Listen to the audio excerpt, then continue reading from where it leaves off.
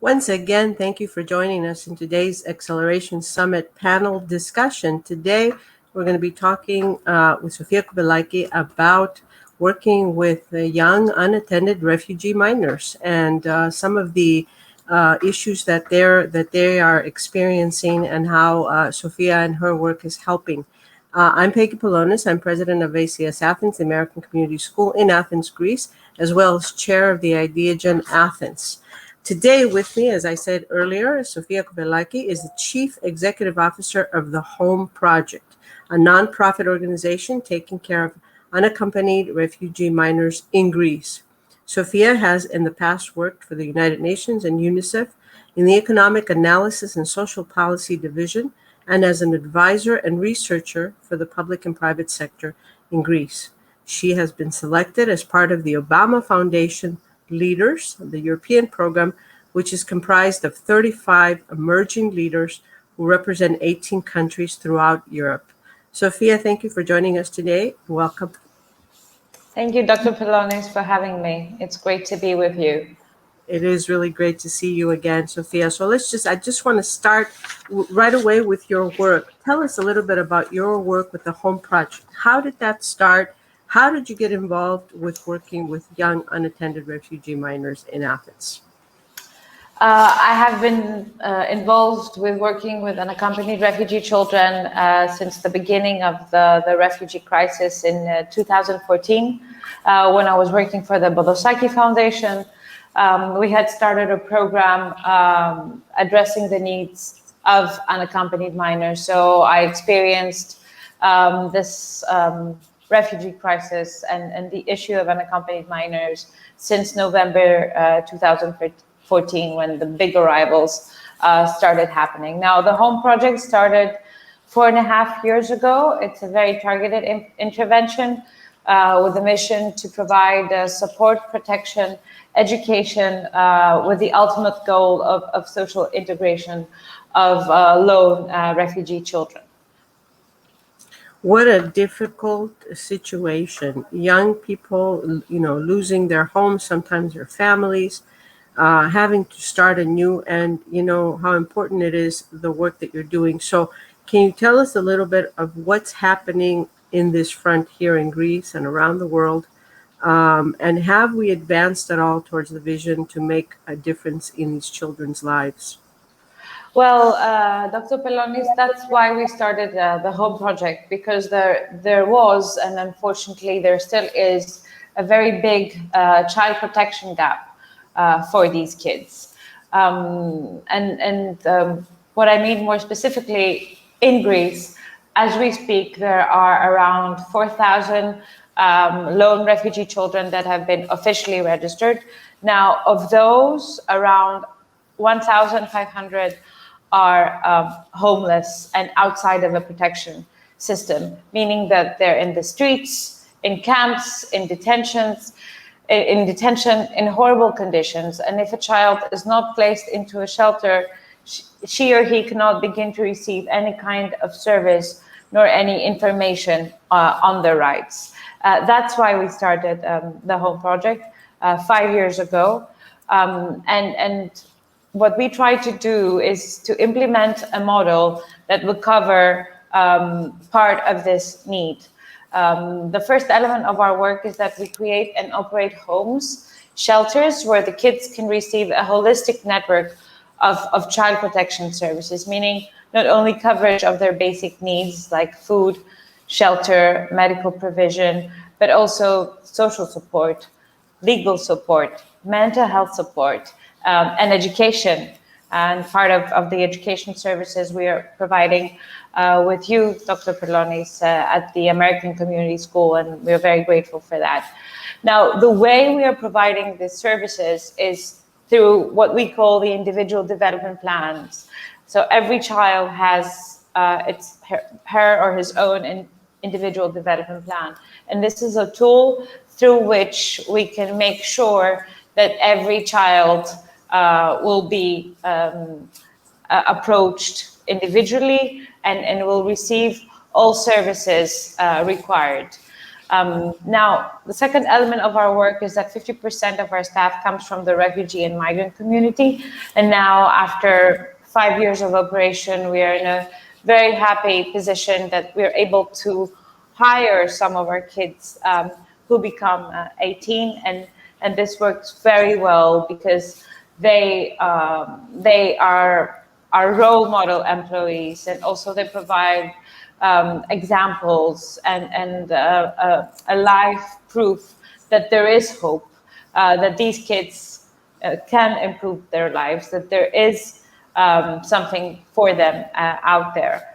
And the third element of our work is that we find buildings that have been abandoned or unrented for a very long period of time, victims of the Greek financial crisis. We renovate them, adding value to the real estate property, and then we pay the property tax and the rent to the owner. So the idea really is to create a win-win situation for everyone, for the refugees, for the kids that we work with, but also for the local community.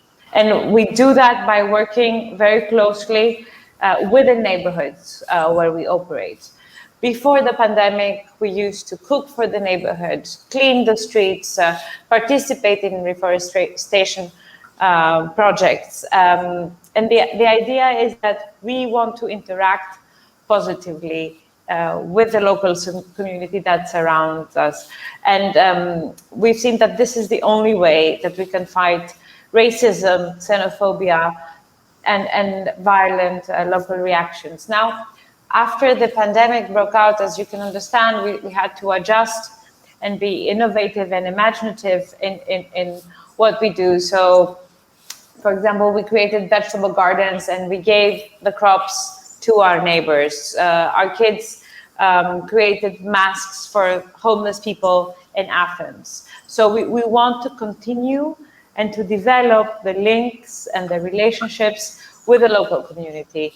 We supply everything locally, and we want to show and prove in action that, you know, there is an enriching element in having, you know, more cultural diversity in our society. And also we try to humanize the problem with the way we work. And by that, I mean that, you know, there's a general refugee, what they call this new phenomenon of refugee fatigue in Greece, but also all over Europe and the world. And this has also caused the rise of the extreme right. So because we talk about numbers, we talked about statistics and data, and we forget that behind these numbers, there are people like us that happen to be born in a situation where they had to escape to save their lives. This could happen to any of us. And this is something we should not forget. And, you know, Sofia, you bring up a very important point because, and I think we saw that now with the pandemic, that it really, you know, doesn't see color or age or anything for that matter. And we all had to deal with this in some way or another, kind of took us by surprise. So it sounds to me, and I know from your work, and which is work that I highly, you know, honor, but I can see that you're working at this from multiple levels, and talk about really working towards the Sustainable Development Goals, but, you know, and really educating everyone involved, not just the kids, so that they're obtaining skills and knowledge that will help them to survive and be able to live in the world in their new country. But in addition to that, you're helping them integrate, and you're also educating the community so as to alleviate some of the issues that are, you know, some of the vexing problems of the world, prejudice and so on and so forth. That is really a huge task that you have undertaken. And from what I see and understand, it has been very successful so far. How does the process work? How do these kids find you, or how do you find them? And then do you take in anyone in the homes? Where do they go from there? What kinds of things do they have to do, or you have to do, to make sure that they're under your umbrella? Well, the kids are referred to us through the official institutional system through the public prosecutor for minors and the special secretary in the Ministry of Migration. So after they are identified and registered, these authorities refer them to our shelters if we have available capacity. And then we start working with them through this child protection model I described to you, using an individualized approach and really giving attention to each child according to their legal case, whether they're eligible for asylum or eligible for family reunification, according to their psychosocial situation and their education level. And then our final goal is to be able to provide to these kids all the tools and equal access to opportunities so they can create a future for themselves, so that they can become active citizens, whether that's in Greece or in another European country where we reunify them with their relatives. So since the beginning of our operation, we have supported more than 600 kids. We have reunified 130 with their relatives in other European countries, and we are currently operating 14 shelters with a total capacity of 270 kids. 3 of those shelters are for minor girls and minor mothers with their babies. One shelter is for kids aged 6 to 12, and the rest are for boys aged 12 to 18, and we have a shelter for 18 plus youth as well. You talked earlier about education, and I know that you place a lot of value on education. Sounds like education for all is the most important thing, and it's partly the reason why we also partnered with you to support your efforts in educating these young people. And just want to make mention of the Youth to Youth program here at ACS, where they come in, and oftentimes our own students will help in helping learn English and learn Greek and certain skills. I think I want to say the most important part of that program, yes, of course, is that these young minors receive skills and knowledge that hopefully will help them integrate into the community. But what an amazing gift it's been for our students as well, because it really, and the comments, the emotion that comes from this about how they understand, how they put themselves in another person's shoes, what they get out of being able to support another person very close to their age, and not from a one-up position, but from a place of understanding and being partners in this life, in that sense, that they work here. So I know that the Youth to Youth program has been a highlight for ACS, and for us too. Yeah, and we're really glad to be doing that with you, and I hope that continues in a lot of different directions. But Dr. Pelonis, and sorry to interrupt you, I wanted to ask you, because there are different educational institutions and organizations that have approached us, but really we have been amazed by the way ACS and you and your team has really embraced this effort and our work from the very beginning. So you have experienced with us this work for the past 4.5 years, and I wanted to ask you, as an educator, what this means for you, because there are many misunderstandings that these kids need Greek or English, or there's a specific way to approach them, or if we just throw them in an educational system, they are ready to proceed, and you know very well that this is not the case, because these kids have lost at least 3 to 4 years of education because of war or persecution in their home country than they have if they've ever been to school.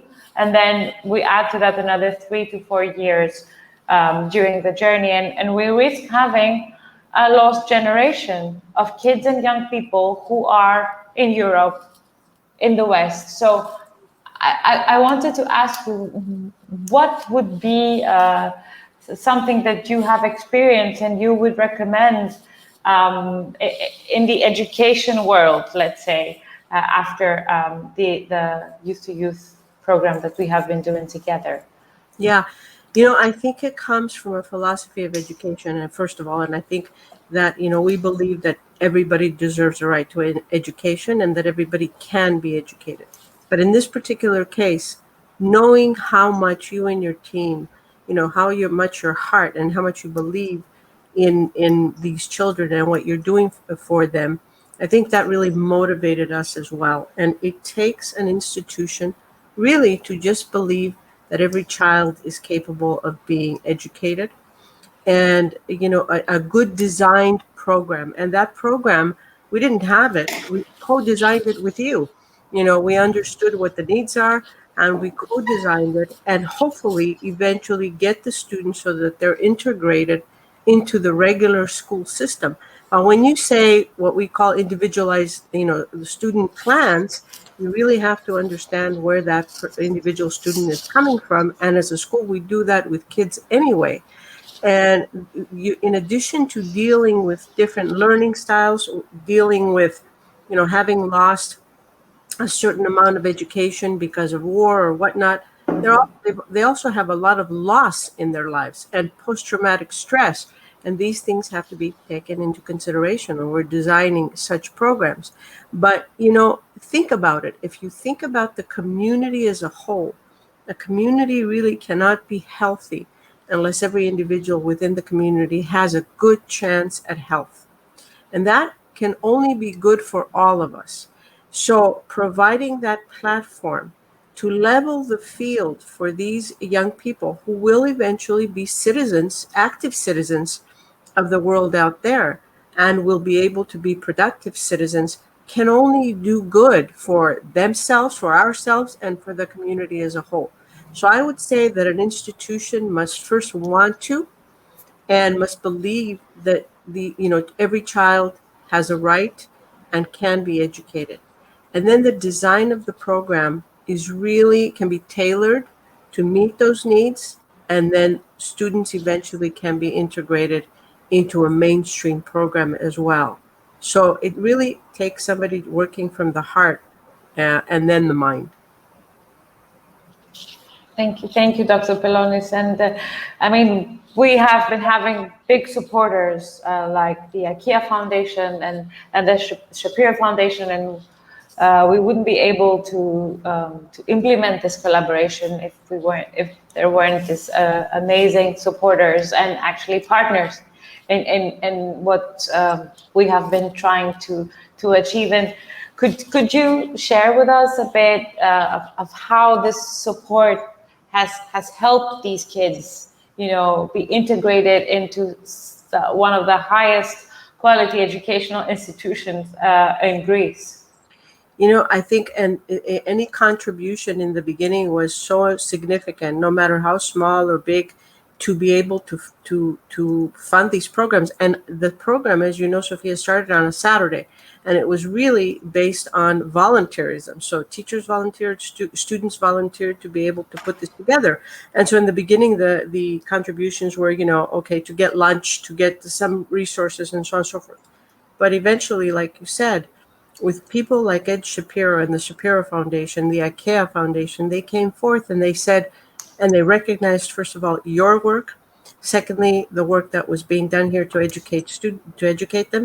And they offered scholarships for these students to actually, first of all, to fund the program and to be able to design these classes so that many of those students could enter ACS Athens, within the regular school day, with a specifically designed program that now is slowly, for many of those students, coming to an end, and they can be mainstreamed into our regular program. But they caught up. They got caught up in the curriculum. They learned the language. They were able to integrate, and all of this because people like Ed Shapiro and the IKEA Foundation were able to see and recognize this work and to say, here's how I can help and here's what I could do. And we're really hoping that more people like that will come forth to help us both to continue these kinds of programs. And, having said that, I really would like to know what your vision is and how do you how do you see this moving on, and where would you like it to go as home project? Right now, Dr. Pelonis, we have 270 kids under our care in 14 homes. And in those homes, we have babies, we have very young kids, we have very vulnerable cases. So for us, the ultimate priority is the sustainability of these operations, because we cannot operate, with a short-term view. We need a long-term view, because child protection and integration interventions, they require a long-term view. So we have to make sure that we have the financial support to be able to continue working with those kids. So our vision is to be able to maintain the capacity to do what we're doing now, so that we can help kids and teenagers that come to us to heal, to receive all the services that a child needs, and to have access to opportunities as any young person would want for their lives. And we do that by constantly improving the quality of care we provide, by constantly training and retraining the staff that we very carefully select. And the staff has also to be supported in order to be able to support the kids. So we have, for example, mandatory weekly supervisions from external mental health professionals. So the idea is to be able to constantly create and sustain healing environments of child protection and integration, while developing a supportive ecosystem around our work. Because essentially what we are trying to do for these kids is to substitute for the missing family, but also for the missing welfare state. Because in reality, these kids are still invisible children, and we experience that in every step of our work, trying to provide to them not only the social and mental health services that they need, but also the legal and institutional context that is required for them to be legal in any country. So, Sofia, what happens to, I think you can only house students at the home project up until they become adults, right? Up until the 18 years old. What happens after that? And can you kind of tell us, give us some examples of kids that have gone on? And I think you even have kids working out there, going on to go to college. Can you tell us about that? What happens once they become? So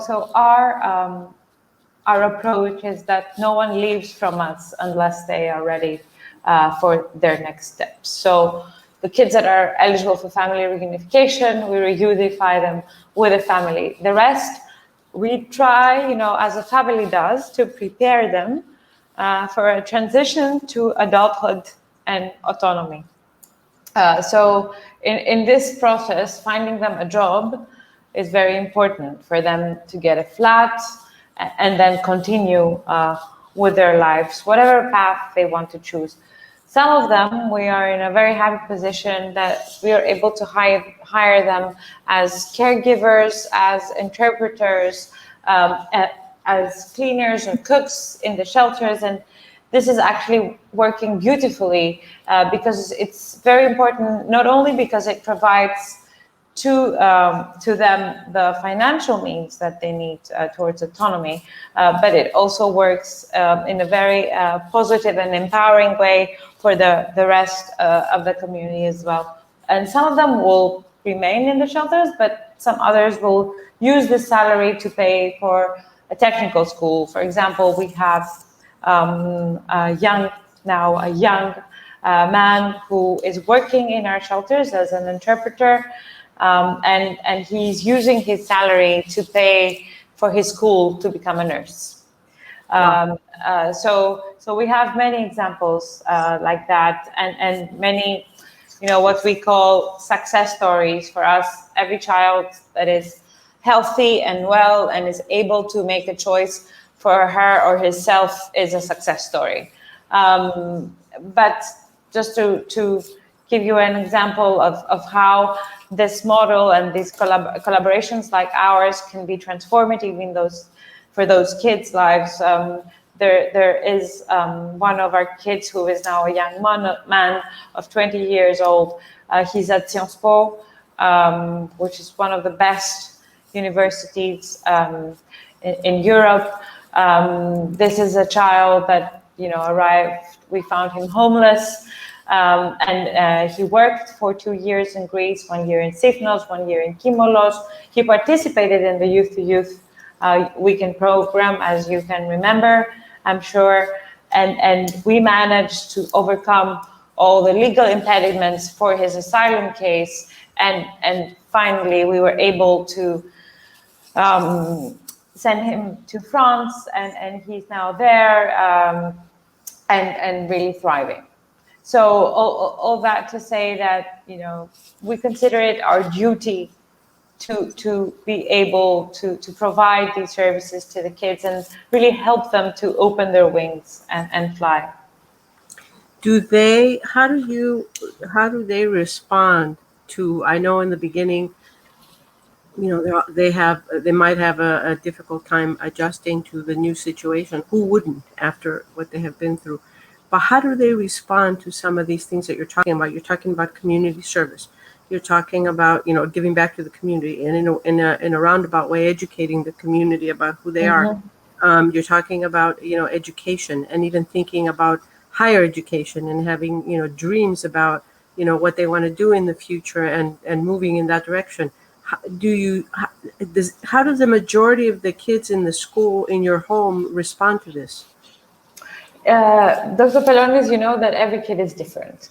Every child is a world in itself. So I don't want to generalize, but what we are noting is that these kids, because they have received support, it comes as a reflex that they want to give back.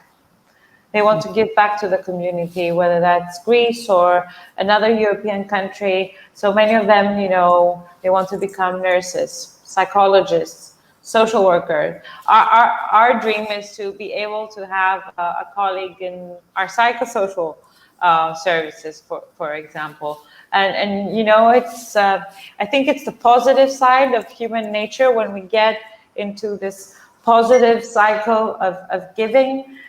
This can lead to a positive domino effect. There are also negative sides of human nature, but we've seen that if we create healing environments and these interactive, mutually supportive ecosystems of coexistence and tolerance and acceptance, then we see that cultural diversity is an enhancing element of our societies that leads to evolution of our quality of life, of the way we interact on many different levels. And I know at ACS you experience this every day.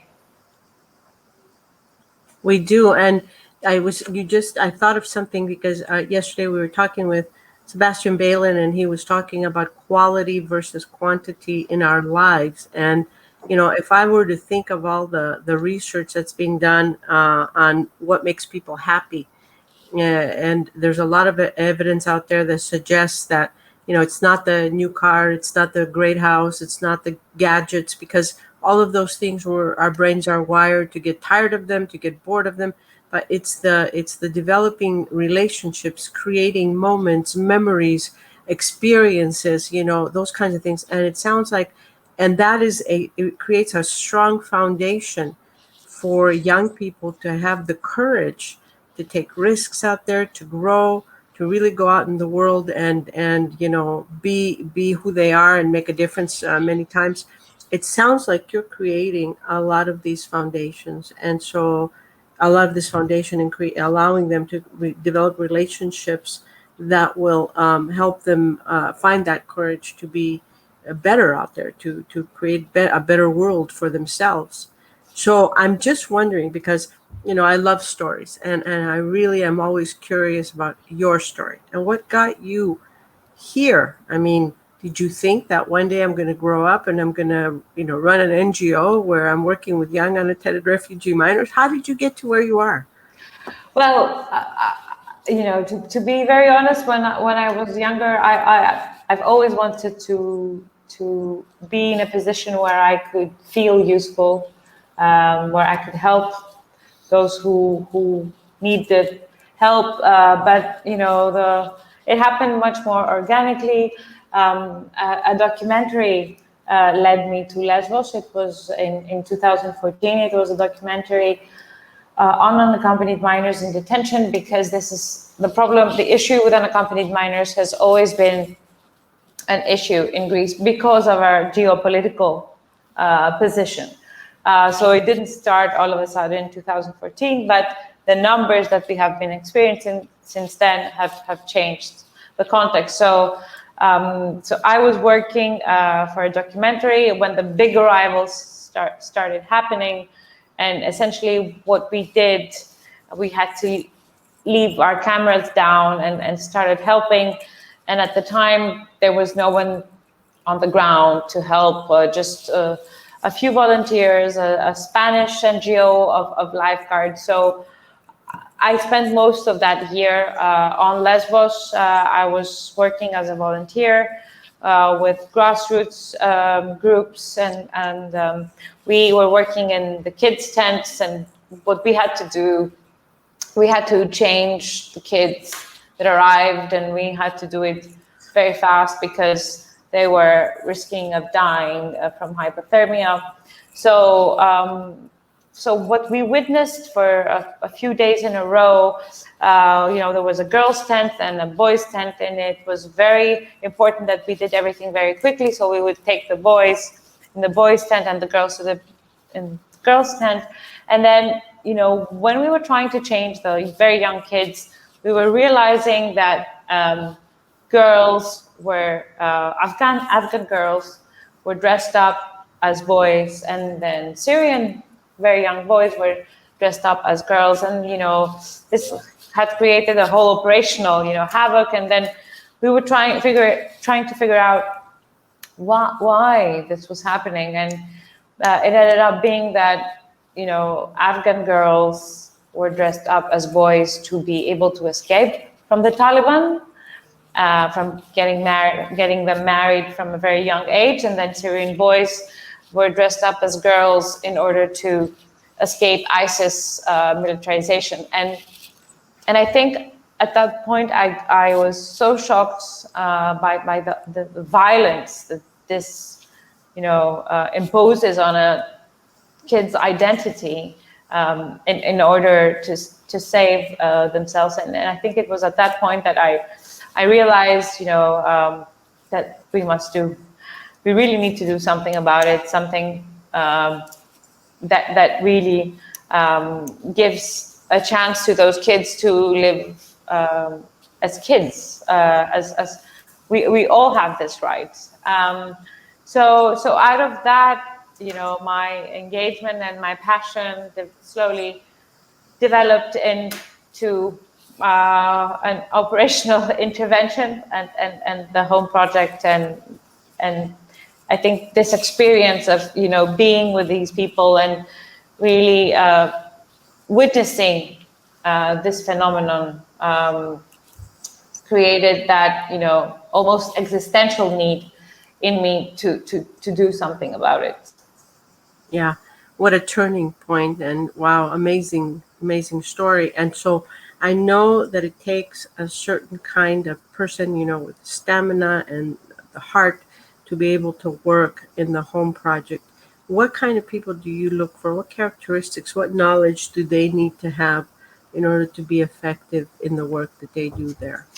You know, the issue of a profession of working with kids, as you know very well, is a very important and beautiful, but also extremely hard profession. So we don't only need you know, very well trained professionals in the sphere of psychology, social work, pedagogy, lawyers, caregivers. There's a number of professions that we need in order to be able to operate a home. And all of them, you know, they need to have an ethos and a vision of this world that, you know, is similar with our organizational culture and our values. Because even people with the best training and, you know, the best degrees, if we can't agree on you know, our values and the vision we have about this world, we can't work together. So I've learned that, you know, even the best degrees can't guarantee that you know, we all believe in the same value system. And for us, values are very important, and they are integrated into everything that we do. So besides high levels of professionalism and of quality of you know, of care through their work, we also look on personalities, because a well-rounded professional is a professional with a personality that can do this, and they need to be devoted. They need to care for the kids, and it's basically what we discussed before. These people are substituting for the missing welfare state and the missing family, so they have to be in a position that they're there for these kids, because they are all these kids have. And you know, it's tricky, because our work, we are not in war zones, we are not in crisis zones, but we are working with kids that are coming from there. So in a Western country. So, you know, it's very hard for these people to leave everything behind and then go back to their normal work.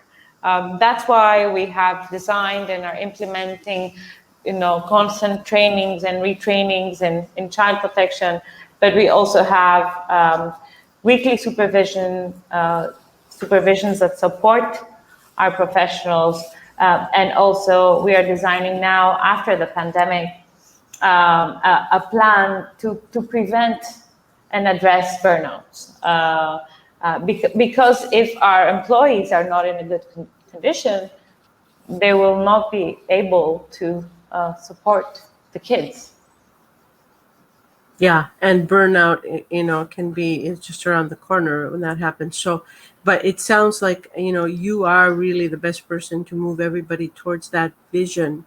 And so I think you know, as we come to a close for this panel, I want to ask you, what is it that you would like schools to know, to keep in mind, to how could they make space for something, a program like this? And what would you like the community to know? How can the community be supportive? I think Dr. Pelonis' ACS is a very good example of what schools could do. I mean, you open your doors and your campus every weekend, and you buddy up our kids with your kids, and you encourage these personal relationships, and then relationships with the teachers. So it was an amazing, let's say, human experiment that worked wonderfully, because it was, you know, bottom up from the youth within an educational context, and that developed into a full-time scholarship program. And you have, you know, those little stars in your school, but you consciously decided that. and it was a values-oriented decision. You decided that because you believe in that kind of world, and this is the world you are teaching your students. So you know, I think every school that does and chooses to do what you've done, this needs to be a conscious decision, and it needs to be in the value system of the school, and then students will absorb it immediately. And you know that because you're working with the kids, even if they're not conscious of it, they will feel it, they will absorb it. And you know, this is our only hope for a better world. Our hope for the better world lies with your students and the students of other schools. And then there's no better way to you know, fight against racism and against discrimination and against human rights violations than from the youth. This is our only hope. And I really hope other schools follow your example. And that's what we call, you know, conscious citizenship, to be able to provide opportunities and experiences for young people to see what what's out there in the world. And by becoming aware of these social conditions, then they make a choice to contribute to a better world, or you know, or not, to stay neutral. But hopefully, we're developing mindsets that say, yes, I want to contribute to a better world. And you know, I think that they can attract others who think the same way, and hopefully that will grow, and you know, they can make a difference out there, the young people. But you're right, that's where the hope is. But I think people like us, and you know, your generation's younger, but people like us, I think, need to help them and provide that platform, because we keep telling them, you know, we messed it up and now you have to do better. But no, we need to help them create a better world out there. So, and Sofia, I just take my hat off to you for the work that you're doing nonstop, you know, constantly. Your energy is amazing. You are an incredible leader, and the work that you're doing is already now making a difference, not only in the lives of those who need the home that you're providing, but in the lives of those who have a lot of things, who have quantity in their lives, but they're seeing that, hey, there's another world out there that I can contribute to being better, and having quantity doesn't necessarily put me in a better position.